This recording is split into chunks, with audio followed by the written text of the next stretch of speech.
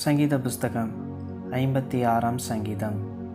பெலிஸ்தர் தாவீதை காத்தூரில் பிடித்தபோது யோனாத் ஏலம் ரிக்கோகிம் என்னும் வாத்தியத்தில் வாசிக்கும்படி தாவீது பாடி ராகத் தலைவனுக்கு ஒப்புவித்த மிக்தாம் என்னும் சங்கீதம். தேவனே, எனக்கு இரங்கும்.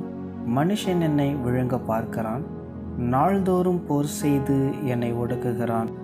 என் சத்துருக்கள் நாள்தோறும் என்னை விழுங்க பார்க்கிறார்கள். உன்னதமானவரே, எனக்கு விரோதமாய் அகங்கரித்து போர் செய்கிறவர்கள் அநேகர். நான் பயப்படுகிற நாளில் உம்மை நம்புவேன். தேவனை முன்னிட்டு அவருடைய வார்த்தையை புகழுவேன். தேவனை நம்பியிருக்கிறேன், நான் பயப்படேன். மாம்சமானவன் எனக்கு என்ன செய்வான்?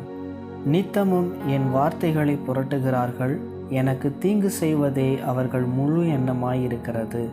அவர்கள் ஏகமாய் கூடி பதிவிருக்கிறார்கள். என் பிராணனை வாங்க விரும்பி என் காலடிகளை தொடர்ந்து வருகிறார்கள். அவர்கள் தங்கள் அக்கிரமத்தினால் தப்புவார்களோ?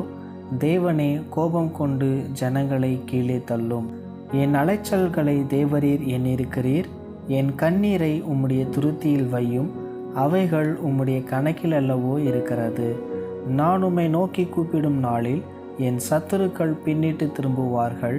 தேவன் என் பட்சத்தில் இருக்கிறார் என்பதை அறிவேன்.